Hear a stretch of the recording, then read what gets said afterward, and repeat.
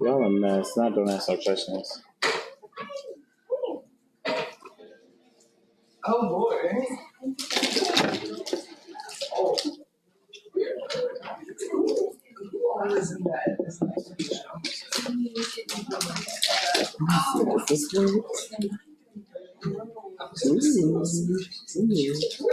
So I got that.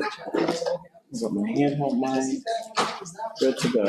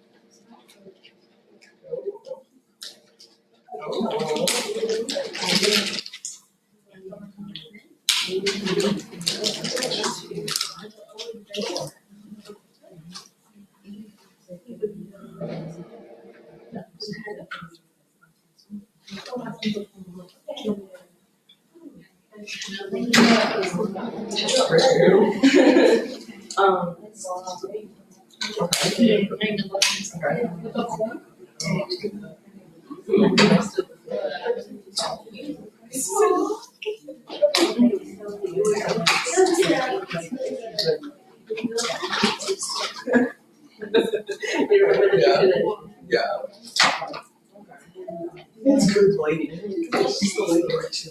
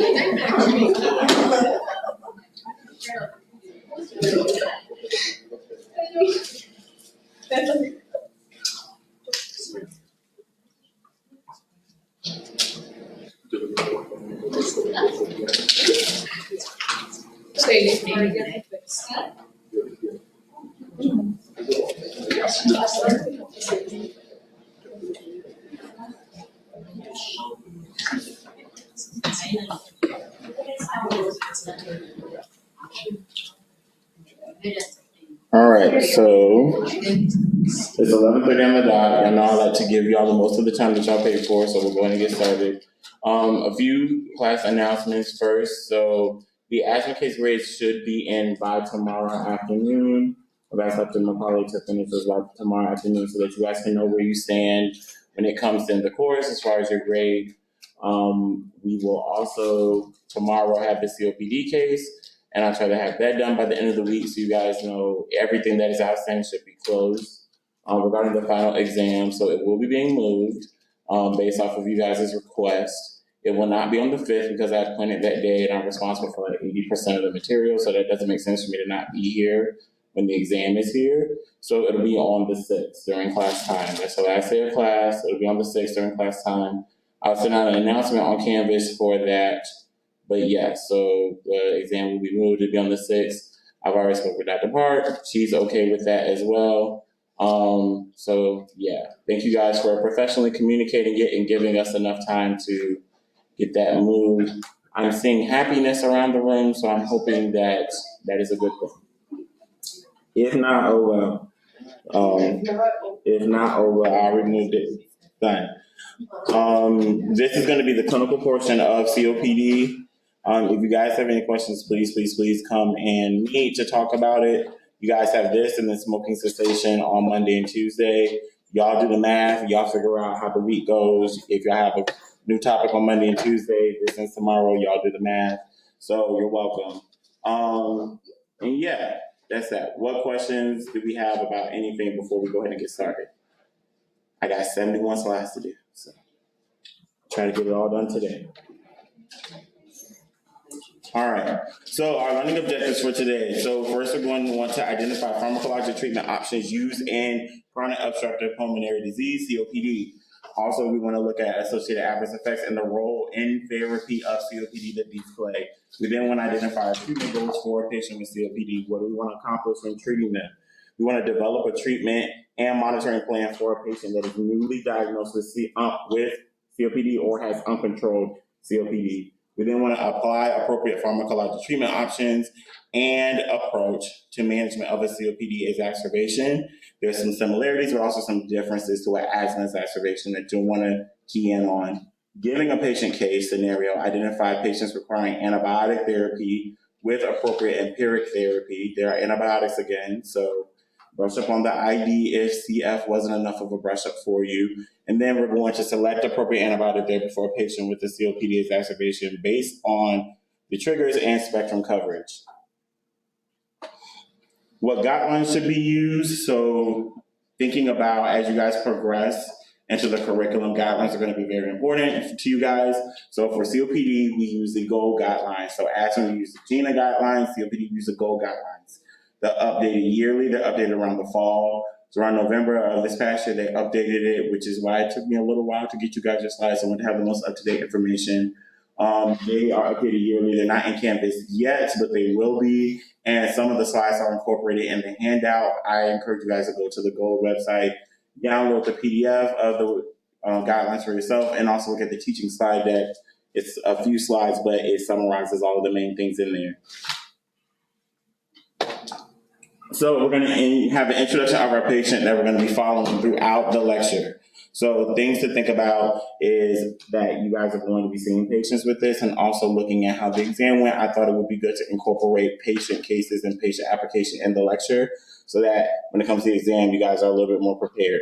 So based off of the exam and the feedback, I wanted to do that here. So here it is. We have Gerald Thomas. He's 67, passing over a history of hypertension, type 2 diabetes, osteoarthritis, GERD, depression. His current meds are listed there. His only vaccination he's had in the flu is 2023. Reports increased fatigue, shortness of breath on exertion, 2 bad flares in the last year, 1 needing hospital admission.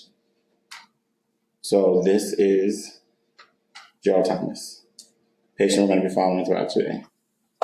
So now looking at the definition and overview. So what is COPD? The GOLD guidelines say that COPD is a heterogeneous lung condition characterized by chronic respiratory symptoms. So patients have dyspnea, cough, sputum production, and or exacerbations due to abnormalities of their airways. You guys talked about that with Dr. Muhammad yesterday, and or alveoli that cause persistent progressive airflow obstruction.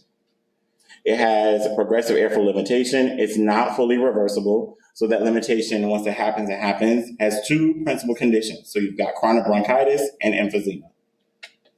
The chronic bronchitis is chronic or recurrent excess mucus secretion with cough that's happening at least 3 months of the year for 2 consecutive years. Emphysema, you're going to have the abnormal permanent enlargement of the air spaces distal to the terminal bronchioles that's accompanied by destruction of those walls without fibrosis. Without fibrosis, meaning there's not excess inflammation in the alveoli, but those walls are torn down. You guys kind of went over this yesterday, so I'm not going to get too deep into all of that. Our risk factors are exposure to particles, number 1. So the biggest risk factor, if you guys don't know anything else, know that cigarette smoking is a huge risk factor for COPD. It's what leads to COPD. It's the number one cause of COPD. And it's the number one preventative measure that if patients continue to smoke, the COPD just doesn't get better because you're continually exposing yourself to carcinogens and particles. Other types of tobacco and marijuana, so hookah, I'm gonna leave that there.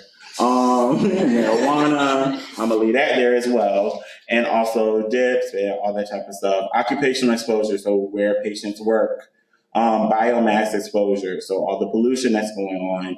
There are some genetic factors. Patients with alpha-1 antitrypsin deficiency are more prone to having COPD. Also, when it comes to sex and gender, COPD prevalence is equal in males and females in developing countries or underdeveloped countries, but in North America and urban settings, females have a higher burden of COPD compared to males.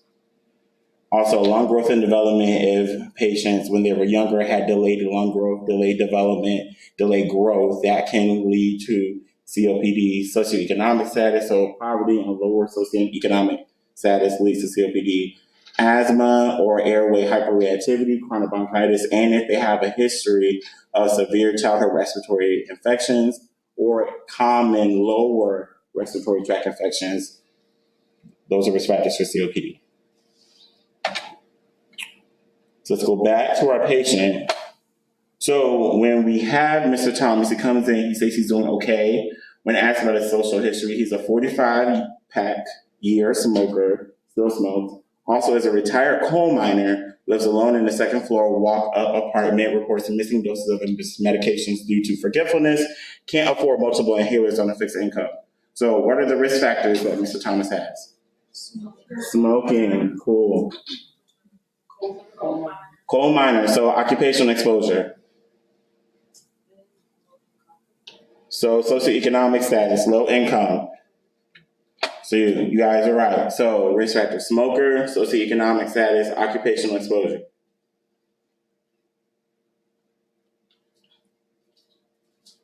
So navigating this, your highlighter function in exam software is going to go to 45-year pack-year smoker, retired coal miner. We don't really care about his apartment. Great, we're glad he's housed. Baltimore is rough. And then we want to do missing doses of medications due to forgetfulness, can't afford inhalers. That's it. Those are the only things you need when you're navigating that to know what the risk factors are. So now moving to diagnosis and initial assessment. So spirometry does not go away. This is the pulmonary module. We're always going to be talking about spirometry. So it is objective measurement of airflow limitation. And so it measures the volume of air forcibly exhaled from the point of maximal inspiration, FEC, volume of air exhaled during the first second, FEV1. You've got your forced vital capacity, your forced expiratory volume in 1 second. Criteria for airflow limitation, bronchodilator for COPD, is FEV1 over FEC of less than 0.70. If they don't have this, they don't have COPD.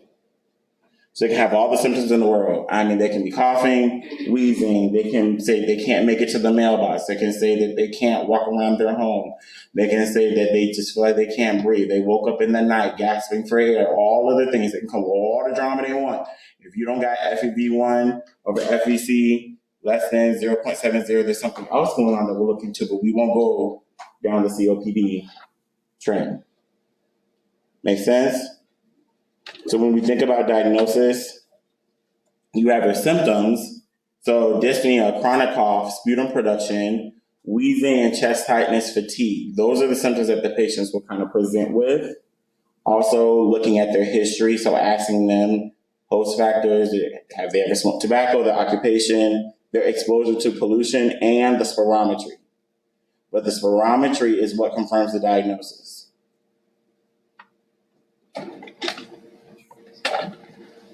Another way to look at it, so they should be considered in any of the people who have all of the things. But to establish the diagnosis of COPD, you need that FEV1 over FEC less than 0.7. Kingsley, did you have a question? I was going to ask if we find the FEV1 FEC less than 0.75 and the other parameters like the risk factors, symptoms, and prevalence can affect COPD. No, you can't call it COPD if you don't have any of the symptoms present, because then you have airflow limitation. But do you have airflow limitation due to differential diagnosis? So congestive heart failure.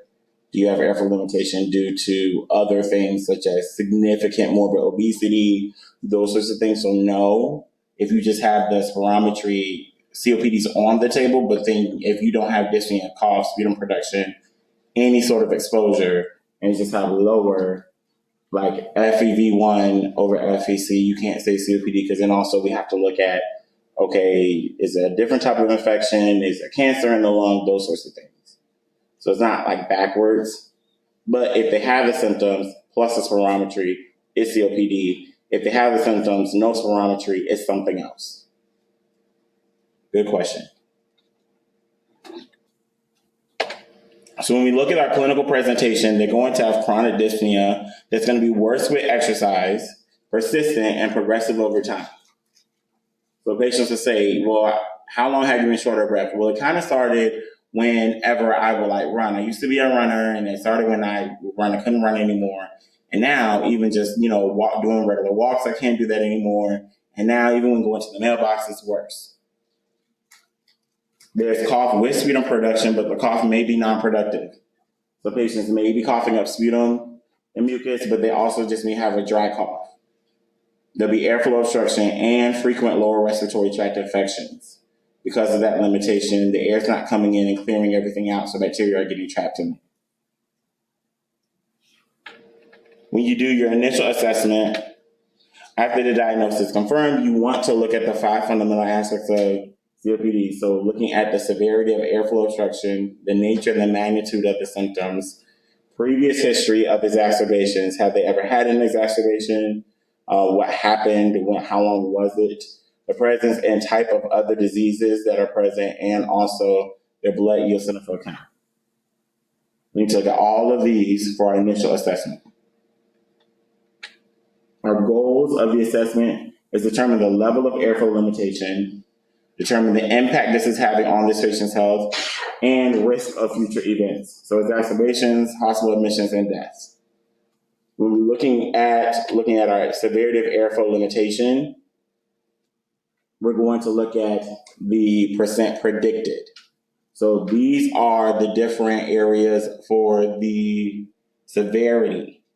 So gold 1 is mild. That means that their percentage is greater than 80% of predicted. Gold 2, moderate, 50 to 79. Gold 3, severe. Gold 4, very severe. So given a percentage predicted, you should be able to tell me the severity. And if you know mild, moderate, severe, very severe, then it follows gold 1, 2, 3, 4.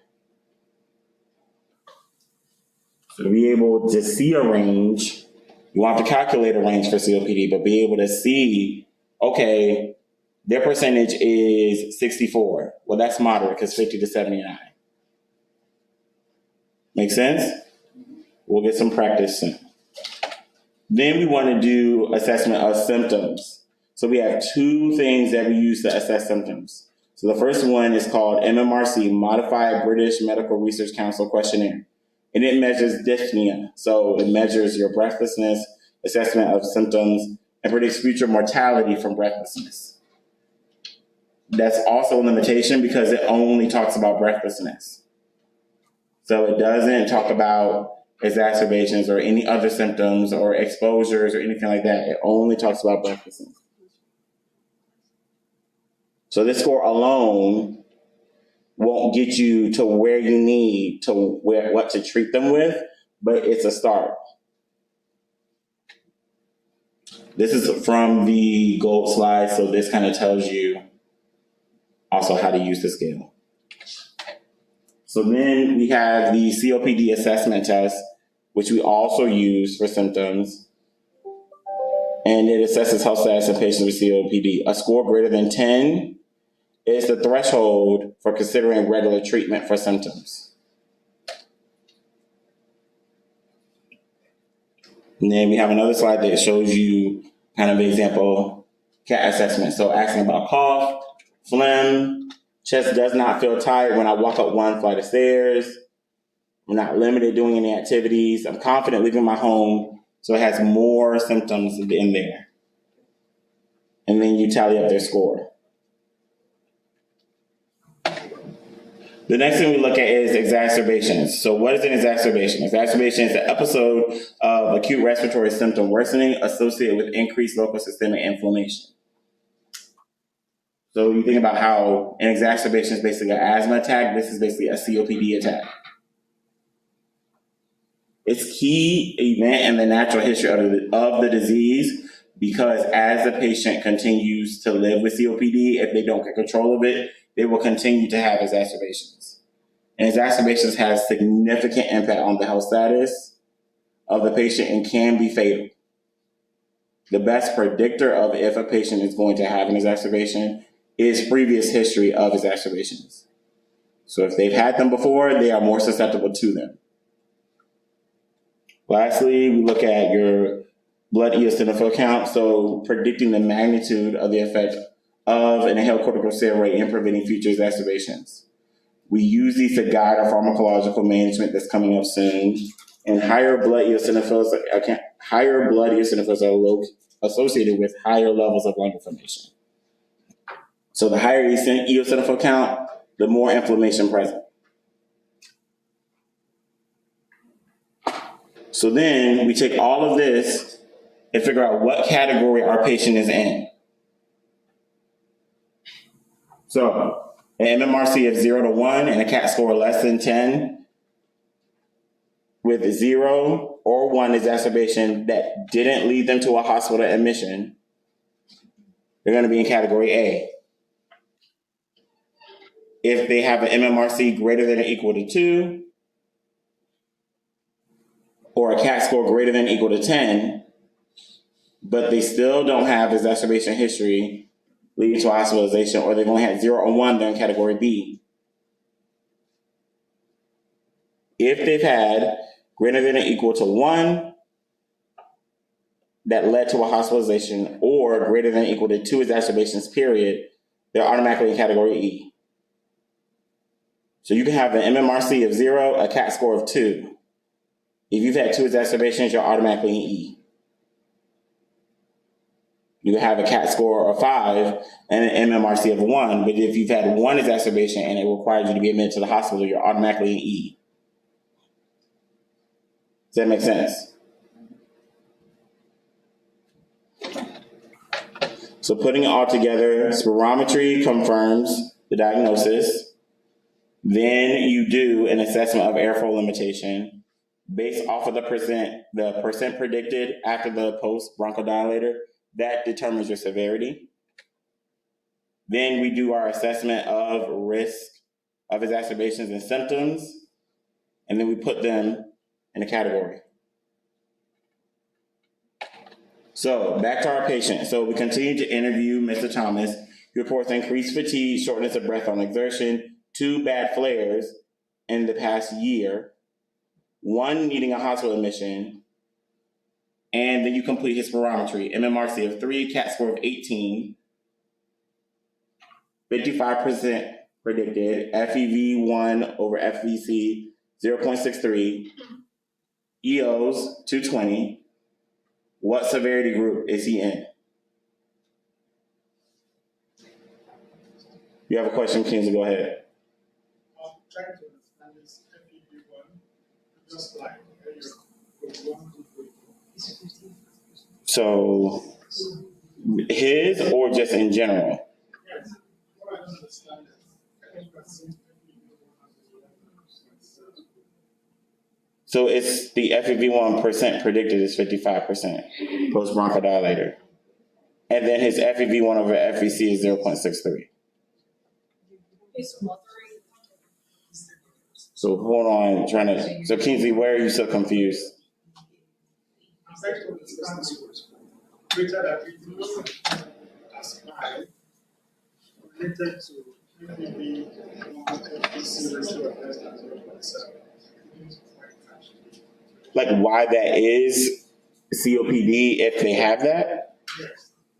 Because basically if the FEV1 over FVC is 0.7 or less, the expiratory volume and the volume of air that the patient can take in and inhale and exhale is 70% or less. So in group one, you're saying mild because that's your FEV1 predicted post-bronchodilator. Post-bronchodilator. So that's not your FEV1 over FVC. That's what that is. Post a bronchodilator, right? Because you already, from FEV1 or FVC, they already have COPD. You're just trying to see where the disease is after giving them a bronchodilator. So whatever percentage they get to after bronchodilator, that tells you the severity. But the fact that they even need to use a bronchodilator because they're less than 70%, they have COPD. So back to our patient, what severity group did you put him in? Moderate. Why? 55%. 55%. And then what symptom group is he in? Good. So FEV1, FVC 0.63, he has COPD. FEV predicted post-bronchodilator is 55%. 50 to 79, it's moderate. And he's in group E because it includes patients with a high symptom burden. So his MMRC is greater than or equal to 2, CAT greater than or equal to 10, and a high risk of exacerbation. So greater than or equal to 2 or greater than or equal to 1, leading to hospitalization or ED visit. How many has he had? 2. So over the last year, he's had 2. He says them as bad flares because he's patient. He doesn't understand like exacerbation. But if he had a flare that led to a hospital admission, that automatically put him, but he's had 2. So he's had 2 flares, 2 exacerbations, so he's automatically in E, and 1 leading to hospital admission. What questions do we have about how we got there? Seeing none, who has a different patient? So Ms. Davis, 63-year-old former smoker, 30-pack years, she quit 2 years ago. Presents for COPD follow-up, uses tiotropium daily, occasional dyspnea with stairs, MMRC score is 2, CAT score is 12, spirometry shows FEV1 over FVC 0.68, FEV1% post-bronchodilator is 70% predicted, had 1 mild exacerbation 9 months ago, managed with albuterol, no hospitalization or steroids.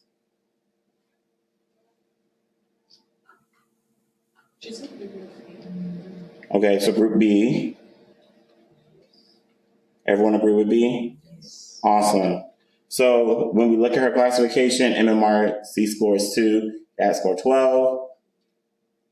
So the patient is in group B or E based off of that. Then we look at the exacerbation risk. 1 mild exacerbation in the past year, self-managed, no ER visit, so low exacerbation risk. Answer is B. What questions do we have about how we got there, what we did, where to go, what to do? Young Molly. High symptoms because of the MMRC score and the CAT score. So MMRC score has to be greater than or equal to 2. CAT score has to be greater than or equal to 10. Hers is 2 and 12.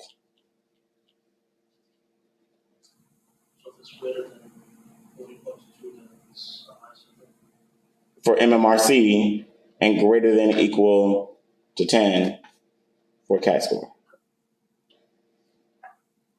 On exams, you'll always be given the MMRC, you'll always be given the CAT score. You won't get the range to determine, that's for you to do, but you'll always be given a score.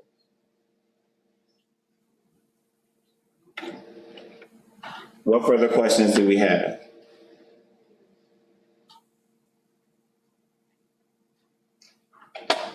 All right, so moving to management of stable COPD. So our goals of treatment are going to be, 1, to reduce symptoms. Right, we don't want the patient to have symptoms, so we're trying to relieve those symptoms. We want them to improve their exercise tolerance, and we want to improve their overall health status. We also want to reduce the risk of them getting more exacerbations, prevent the progression of the disease because progression can lead to fatality, and we want to reduce mortality. So first things we need to do is identify and reduce exposure to risk factors. So smoking cessation, if they're smoking, we need to help them to quit.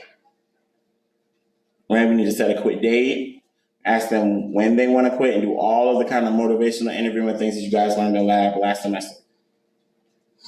If they need NRT, we will initiate, or treatment will initiate that. Y'all will get that next week.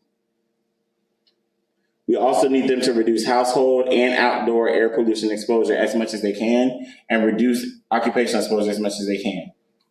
Some of those are out of their control, but as much as they can control, we want to control that. Next really important thing is vaccinations. So in COPD, it's important that patients get all of their vaccinations that they need to get. So annually, they're going to get their influenza vaccine. COVID, they're going to get that per the World Health Organization and CDC recommendations. For RSV, it's going to be given to adults greater than 60 years and or with chronic heart or lung disease. So if they're greater than 60, they get RSV. If they have chronic lung disease or chronic heart disease, they get the RSV vaccine. They're going to get a Tdap vaccine if they were not vaccinated in adolescence. If the patient says, I don't remember if I was or not, would you give it to them? Yeah, it's not for her. You don't remember, I don't know, you're getting it. That way I know. Zoster's, adult, and Shingrix, adults greater than 50. Pneumococcal, either PCV 15, followed by PPSV 23, 1 PCV 20, or 1 PCV 21.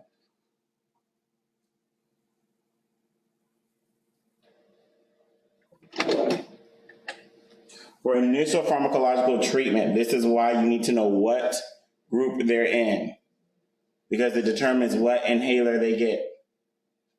So if they're group A, they just get a bronchodilator. Anytime, short acting, long acting, doesn't matter, they just get a bronchodilator. Once they move to group B, they're getting a LAMA and a LABA combination. If they're in group E, they automatically get LAMA plus LAMA combination. And then that's why you need to get the eosinophil count. Because if the eosinophils are greater than or equal to 300, they get LABA, LAMA, ICS.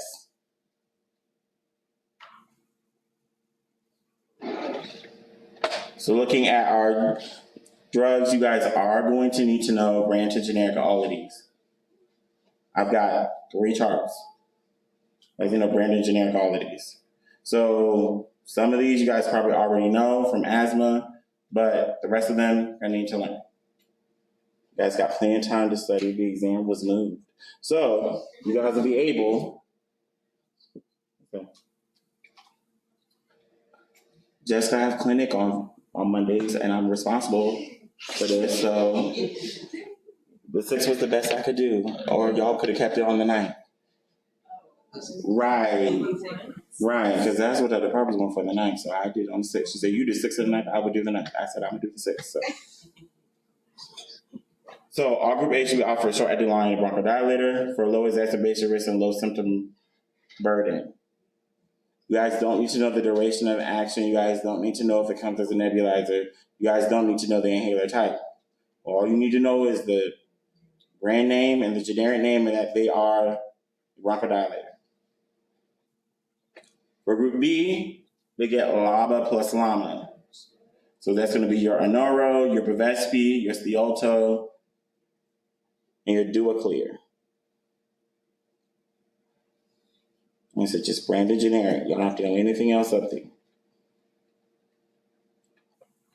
For group E,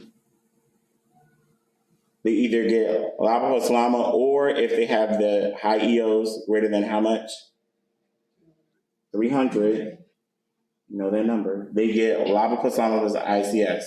So either Trelegy or Breztri.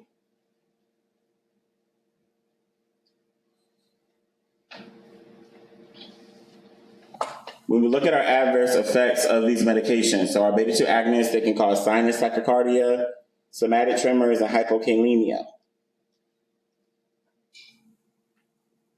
For our antimuscarinics, They cause dry mouth or metallic taste. And for inhaled corticosteroids, they can cause thrush or candidiasis, hoarse voice, skin bruising, and increased risk of tuberculosis. Some of this is review, so you guys know this. We have some additional medications we can give. So sometimes we give oral glucocorticoids. Those are used in treating acute exacerbations in hospitalized patients during ED visits. So we only use those in acute situations. They were shown to reduce the rate of treatment failure, relapse, and improve lung function, but they do not have a role in chronic daily treatment. So if I say, what should the initial regimen be, and you see Alaba plus Lama plus prednisone 10 milligrams daily, you wouldn't pick that choice, right? Because it's not for chronic use. You would wait for the question that has him getting an exacerbation, and then you will look for oral glucocorticoids. Y'all was staring at me blankly like we know. But I'm on recorded record, so if the question is wrong, you're not getting it back. So antibiotics can be used as well. So azithromycin, 250 milligrams a day, or 500 milligrams 3 times a week, or erythromycin, 250 milligrams twice daily for 1 year. Reduce risk of recurrent exacerbations in patients. Adverse effects can be QTC prolongation or impaired hearing. There's no data for use beyond 1 year, and it's not preferred in current smokers. So they need to not be smoking to get the antibiotics. They're smoking, no azithromycin.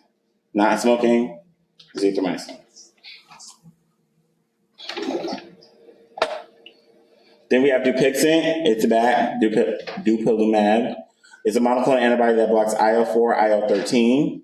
Reduce exacerbations in patients with a history of 2 or more, or 1 severe exacerbation, and they were on a LAMA ICS, and EOs greater than 300. They have better lung function over 52 weeks, so it's preferred in patients that have chronic bronchitis. Then you have your methylxanthines, aminophylline, and theophylline. They may act as non-selective phosphodiesterase inhibitors and exert a bronchodilator effect, but they have very, very bad toxicity. All right, we have to pull a level, we have to monitor them. It's basically VANC for lungs. So to pull a level, monitor, it has to be within a therapeutic dose. So it's not routinely used. Also, can cause arrhythmias and has many CYP3A4 drug interactions. We then have phosphodiesterase 4 inhibitors. And those reduce inflammation by inhibiting the breakdown of CAMP, cyclic AMP, roflumilast once daily orally. It reduces moderate and severe exacerbations treated with systemic corticosteroids. Adverse effects are going to be weight loss, reduced appetite, diarrhea, nausea, and sleep disturbances. And then there's a new drug that's a phosphodiesterase 3 and 4 inhibitor. I don't know how to pronounce this drug. I was practicing all last night. It's the phentriene. That's what we're going to go with. It's a dual inhibitor of PDE3 and PDE4, both inflammatory and bronchodilator effects, and shown to reduce the exacerbation rate. So back to our patient. You speak with Mr. Thomas. He states that his last vaccination was the flu vaccine in 2023. Based off of his group and classification, what inhaler therapy should be initiated on?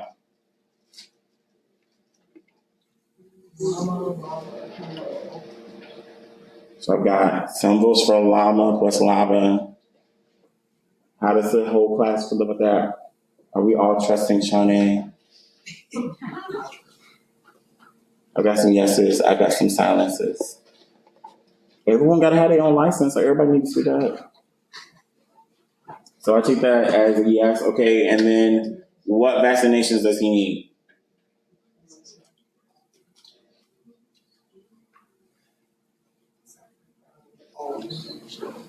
All of them? Yes. So EOs are 220. So does he need an ICS?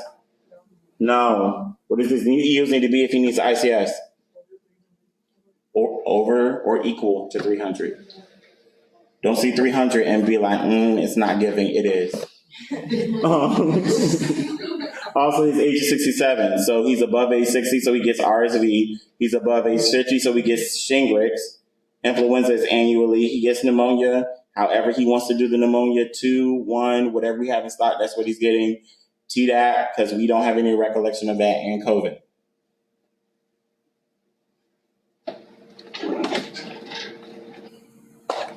Following up with patients. So if after giving the inhaler, the patient has persistent dyspnea or exercise limitation, you can use 2 long-acting bronchodilators. If he has continued persistence, you can either switch devices, do pulmonary rehabilitation, or consider adding ensifentrine. So that's where that drug comes into play. So if dyspnea is the main problem, you're going to follow this pathway.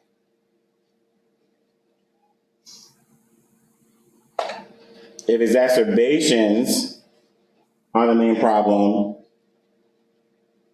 you escalate them. So if they already are on alamalaba, they go to alamalaba. If they're on alamalaba, then we look at their EOs. If they're already on alamalaba and they have already failed therapy, then our EO's number is 100. So what do they need to be on for you to change the number from 300 to 100? Alamalaba. So if they're not on it, then it's 300. If they're on it, then, and they failed it, they're still having symptoms, so they're still having dyspnea, still having sputum production, still having exacerbations, been in the hospital, let's say since the last time you put them on a neuro, they went to the hospital 3 times. And they're still having exacerbations. If their EOs are greater than 100, we're escalating to LAMA ICS. If they're less than 100 and they're not currently smoking, we're adding azithromycin. If they have chronic bronchitis, we're adding roflumilast.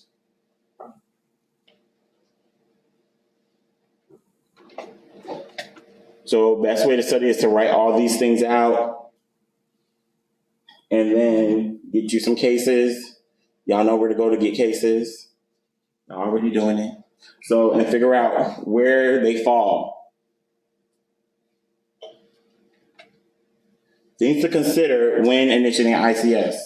So we strongly want to use them if they have history of hospitalization or exacerbations of COPD, if they have greater than 2, but eosinophils 300, history of concomitant asthma, right, we're going there. The yellow is where they have 1 moderate exacerbation per year, blood eosinophils 100 to less than 300. If they have repeated pneumonia, the blood eosinophils are less than 100, or a history of infections, we don't want to use it. So also comes from the guidelines. If they're on a LAMA ICS, if the EOs are still greater than 300, so they failed therapy, the EOs are still greater than 300, you want to add Dupixent. Non-smokers, azithromycin, FEV1 less post-bronchodilator, less than 50%, and has bronchitis, add roflumilast. What questions do we have about following up? None? Cool. Here's another way to study it. So this comes from the guidelines themselves with their own cascade, if you didn't like my little version that I did. Oxygen therapy, this is FYI. I'm not going to have y'all putting people on oxygen. But long-term oxygen therapy is indicated in patients who are stable and who have a saturated O2 sat below 88%, with or without hypercapnia confirmed over a 3-week period. Or they have an O2 sat below 88%, and there's evidence of pulmonary hypertension, peripheral edema, suggesting heart failure, or if they have polycythemia. Once they're on oxygen, the goal is not to get them off oxygen, it's to get them to their baseline. So we shouldn't be putting them on oxygen and be like, oh, you're going to get off oxygen, it's fine. That's not always the case. For non-pharmacological management of COPD, for patients that are in group A, what's essential is smoking cessation. What's recommended is physical activity. For group B and E, essential is smoking cessation and pulmonary rehabilitation. Recommended is physical activity. So know the difference between recommended and essential. Know what's recommended in what group. Also, read about the patient. If the patient's not a smoker, you would not recommend smoking cessation, right? The saying, when it be select all, sometimes y'all get a little happy and y'all want to pick what you know, and it's like, but you didn't read the question. Can't be doing that. Follow up for non-farm. Dyspnea, if they're breathlessness, we want to talk about energy conservation techniques and stress management strategies. If they're still having exacerbation for non-farm, we want to talk about how they need to avoid their triggers, how they need to manage that worsening of symptoms, and we need contact information. They need to have the contact information, and we potentially need the contact information in the event of an exacerbation. Regardless of dyspnea or exacerbation, patients need to be getting adequate sleep, maintenance of an exercise program, and self-management education with a written action plan. And if the disease is continually progressing and continue to have a lot of exacerbations, make sure that they have an end-of-life and palliative care support conversations just in case. You're not telling them like, hey, you're headed to palliative tomorrow. It's not what you're doing. You're just telling them to make sure they have a plan in place. So back to our patients. So what non-pharmacologic therapy is essential for Mr. Thomas to receive? Smoking cessation, pulmonary rehab. What about Ms. Davis? Pulmonary rehab. So categories B and E, they receive the same non-pharmacologic therapy. Essential is going to be smoking cessation for Mr. Thomas. Pulmonary rehabilitation is going to be for both of them, and we're going to recommend physical activity for the both of them.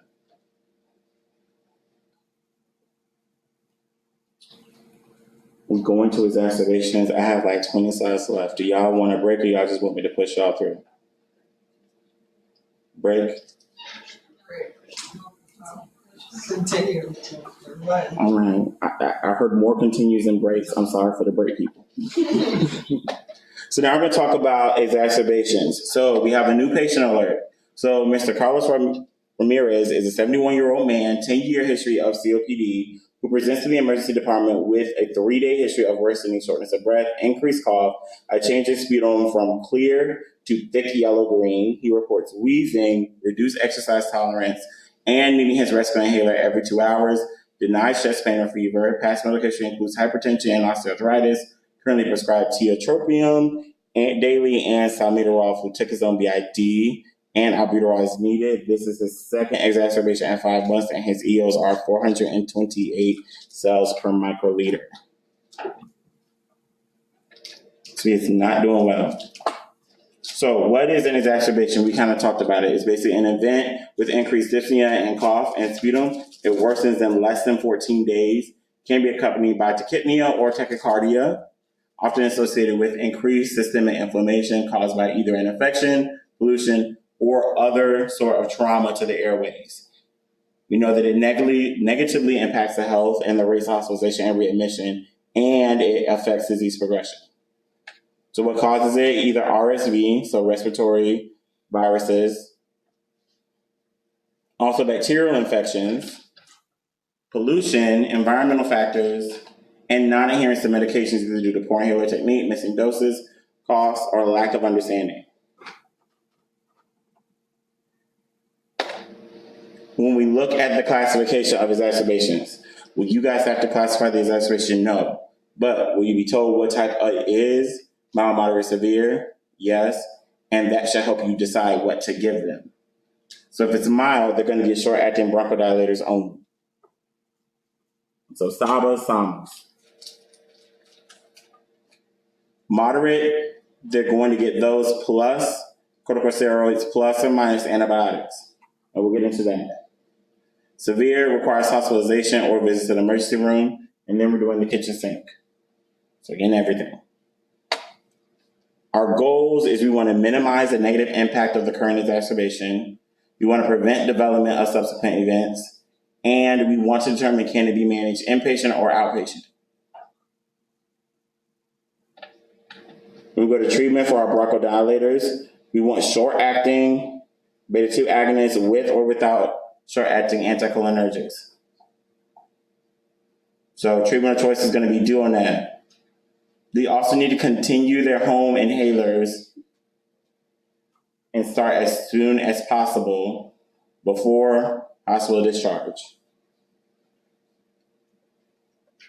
For glucocorticoids, we give them prednisone 40 milligrams by mouth daily for 5 days. We don't keep them longer on that because it's associated with increased risk of pneumonia, increased risk of death. Oral is equal to IV, so unless they're NPO, we're giving them oral steroids. Antibiotics, we have to dig a little bit deeper. So for antibiotics in COPD, who gets them? It should only be given to patients with 3 cardinal symptoms. So increased dyspnea, increased sputum volume, so more sputum than usual, increased purulence. What does that mean? Basically, does the sputum evolve into more of an infectious process? So does it go from like, oh, I had clear mucus to now it's like cloudy, yellow, green, I don't know, but it was a different color, I didn't want to look at it, those types of situations. So either they need 3 cardinal symptoms or they can have 2 symptoms if increased purulence is one of the symptoms. Or if they're mechanically ventilated, they don't have to get antibiotics. Which one should you choose? So you want to reduce resistant organisms and choose an agent most likely to cover the pathogen without excessive coverage. So your agents are listed here: amoxicillin, bivalent, macrolide, which is supposed to be azithromycin, and doxycycline. Going to be one of those 3. If it's resistant to one, you don't pick that one, you pick something else. It's going to be one of these 3. The last time antibiotics was on the slide, we didn't memorize them, so we're going to memorize them for COPD, right?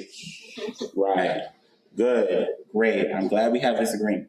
Treatment duration is 5 to 7 days. Duration is less than or equal to 5 days for outpatient treatment of COPD exacerbation. What you need to know, 5 days. 5 days, period. So let's go back to Mr. Ramirez. What classification is his exacerbation?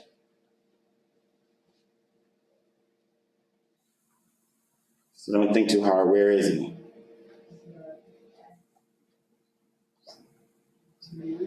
Severe. Why? Sputum change. He's in the ER. Done.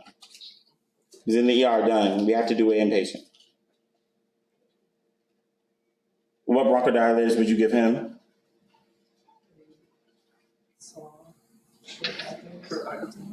So short acting. Give me like the one that I told y'all to use in the slide. 2. Ned. So do a Ned. He'll receive that. Should he do and keep his home inhaler in the hospital? Yes. Should he receive glucocorticoids? What should he get? Prednisone 40 for 5 days. Okay. Does it qualify for antibiotics? Yes. Why? So Sputum change. Shortness of breath. So it's got all 3. He didn't need all 3. He only needed the sputum and the shortness of breath, the sputum and the coughing. He would be good to go. But he's got all 3. So what are you thinking about giving him? Augmentin. Does everyone agree with Augmentin? It's cheap. It's easy. I like it. So he's in the ER, automatically severe. Doing that plus home bronchodilator for now. Because is he on appropriate therapy for COPD? He is. I've seen nods. Is he? What did he come in on? We'll come back to that. Should he receive glucocorticoids? Yes. Prednisone 40 milligrams for 5 days. Does he qualify for antibiotics? Yes. Has increased purulence plus dyspnea and amoxicillin. Some patients can receive oxygen therapy. It's a key component of hospital treatment of exacerbation. So if the O2 saturation 88 to 92%, that's what we want. So we titrate oxygen as appropriate till they get to 88 to 92%. If they come in lower than that. When we think about follow-up, Early follow-up is associated with improved survival. So we want our initial follow-up to be within 1 to 4 weeks. So it can be 1 week, it can be 2 weeks, it can be 3 weeks, it can be 4 weeks. We're not going to pick 6 weeks. We're not going to pick 8 weeks. We're going to look for 1 to 4 weeks and pick that answer. We want additional follow-up at 3 months. At the follow-up, we want to make sure that they understand their regimen. We want to re-go over inhaler technique. We want to do another CAT and MMRC evaluation. Yes, they had an exacerbation, so we already kind of know what category we're going to put them in, but we still want to assess how bad their symptoms are. And we want to look at their capacity to do physical activity and see do they need pulmonary rehabilitation. Right? We already kind of know the category because they are following up after a hospitalized exacerbation, so we know what they need, but we still want to look at their capacity. So, after 2 days in the hospital, Mr. Ramirez is feeling better, ready to be discharged. He's currently on day 3 of antibiotics and prednisone. Confirms that he has Medicaid insurance. After speaking with social work so he can afford his inhaler, he would not like to end up in the hospital again. Is he at high or low risk for future exacerbations? Why? Don't overthink it. He was just admitted. Because he just had one. You're high risk, you have one. Biggest predictor of risk of exacerbations is previous exacerbations. So yeah, he had one, so he's high risk.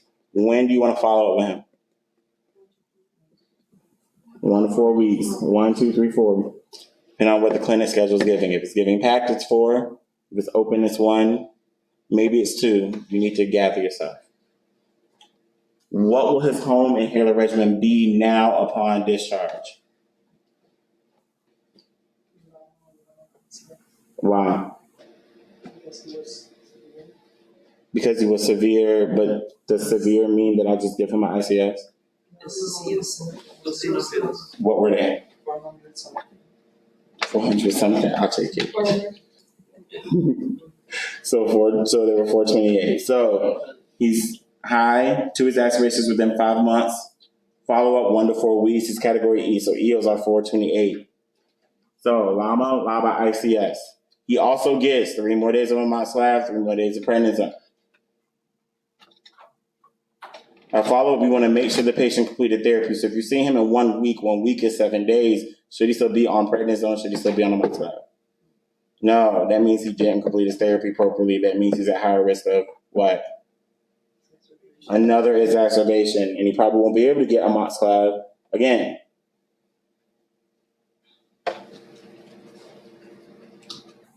What questions do you guys have about COPD management? All right, you guys, it's group cases tomorrow. So, do y'all want the groups publicized beforehand? Do y'all just want to walk in and find them? Doesn't matter. They just walk in then. So you guys are walking in. Cases borderline made. I'm tweaking some things. You guys will have all questions that are associated with it immediately. So no surprises. And yeah, that's that. Group's already made. Have a good day.